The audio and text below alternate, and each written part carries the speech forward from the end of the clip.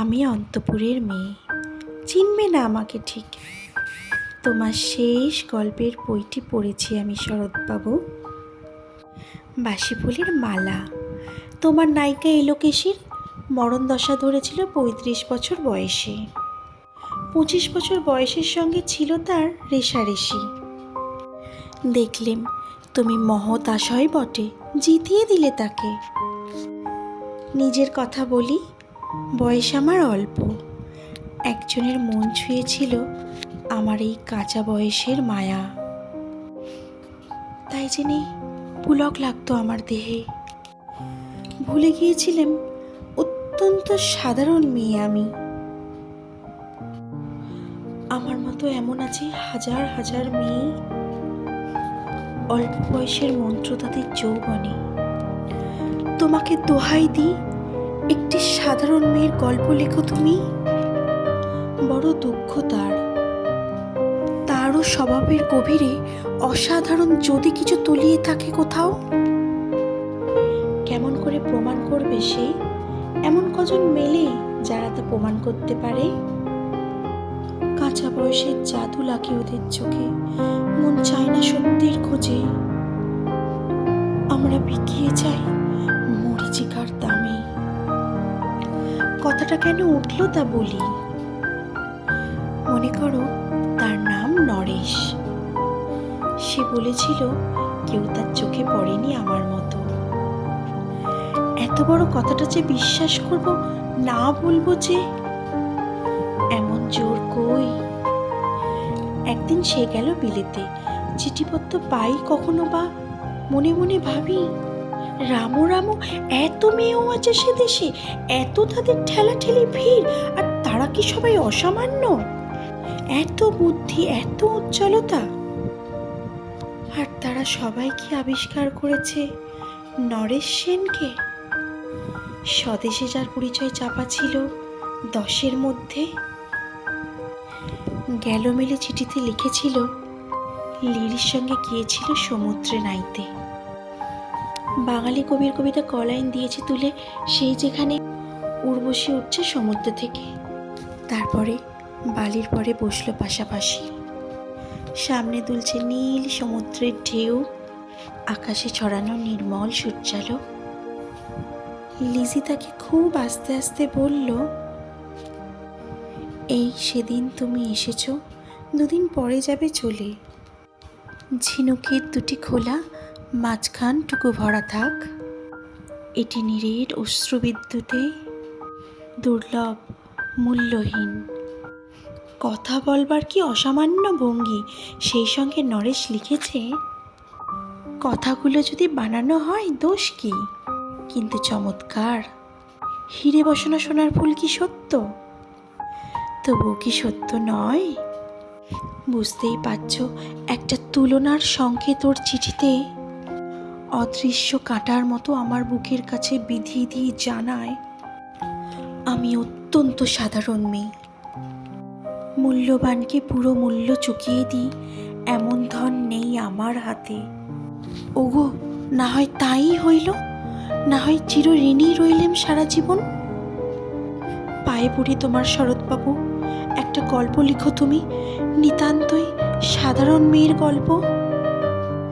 যে দুর্ভাগিনীকে দূরের থেকে পাল্লা দিতে হয় অন্তত 5-7 জন অসামান্যর সঙ্গে, অর্থাৎ শব্দরথিনীর মার। বুঝে নিয়েছি আমার কপাল ভেঙেছে, হার হয়েছে আমার। কিন্তু তুমি যার কথা লিখবে তাকে জিতিয়ে দিও আমার হয়ে।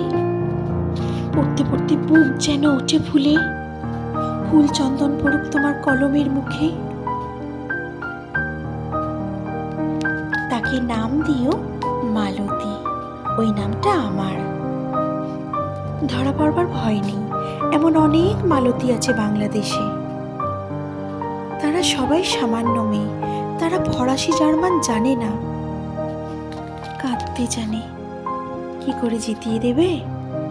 উচ্চ তোমার মন, তোমার লেখনী মহীয়সী। তুমি হয়তো ওকে নিয়ে যাবে ত্যাগের পথে, দুঃখের চরণে। শকুন্তলার মতো দোহাই করো আমাকে, নেমে এসো আমার সমতলে। বিছানায় শুয়ে শুয়ে রাত্রির অন্ধকারে দেবতার কাছে যে অসম্ভব বর মাগি, সে বর আমি পাবো না, কিন্তু পাই যেন তোমার নায়িকা। রাখো না কেন নরেশকে 7 বছর লন্ডনে, বারে বারে ফেল করুক তার পরীক্ষায়। আদরে থাকা পুনপাশিকা মণ্ডলীতে ইতিমধ্যে মালতী পাশ করুক কলকাতা বিশ্ববিদ্যালয়ে। গণিতে হোক প্রথম তোমার কলমের এক আঁচড়ে, কিন্তু ওইখানে যদি থামো, তোমায় সাহিত্য সম্রাট নামে বলবে কলঙ্ক। আমার দশা যাই হোক, খাটো করো না তোমার কল্পনা। তুমি তো কৃপণ নও বিধাতার মতো। মেয়েটাকে দাও পাঠিয়ে ইউরোপে। সেখানে যারা জ্ঞানী, যারা বিদ্বান, যারা বীর, যারা কবি, যারা শিল্পী, যারা রাজা দল বেঁধে আসুক ওর চ্যান্টিংয়ে। জ্যোতির্বিদের মতো আবিষ্কার করুক ওকে, শুধু বিদুষী বলে নয়, নারী বলে। ওর মধ্যে যে বিশ্ববিজয়ী জাদু আছে, ধরা পড়ুক তার রহস্য। মূর্খের দেশে নয়, যে দেশে আছে সমজদার, আছে দরদি, আছে ইংরেজ, জার্মান, ফরাসি। মালতীর সম্মানের জন্য সভা ডাকা হোক না, বড় বড় নাম যাতা সভা। মনে করা যাক সেখানে বর্ষণ হচ্ছে মুষলধারে চাটুবাক্য। মাঝখান দিয়ে সে চলেছে অবহেলায়, ঢেউয়ের উপর দিয়ে যেন পালের নৌকা। ওর চোখ থেকে ওরা করছে কানাকানি। সবাই বলছে ভারতবর্ষের সচল মেঘ আর উজ্জ্বল রৌদ্র মিলেছে ওর মহিন দৃষ্টিতে। এইখানে জলান্তিকে জানিয়ে রাখি, সৃষ্টিকর্তার প্রসাদ সত্যই আছে আমার চোখে। বলতে হলো নিজের মুখেই। এখনো কোনো ইউরোপীয় রসঞ্জের সাক্ষাৎ ঘটেনি কপালে। নরেশ এসে দাঁড়াক সেই কোণে, আর তার অসামান্য মেয়ের দল। আর তারপরে আমার নোটে 7টি মুড়লো, স্বপ্ন আমার ফুরলো। হায় রে সামান্য মেয়ে, হায় রে বিধাতার শক্তির অপব্যয়।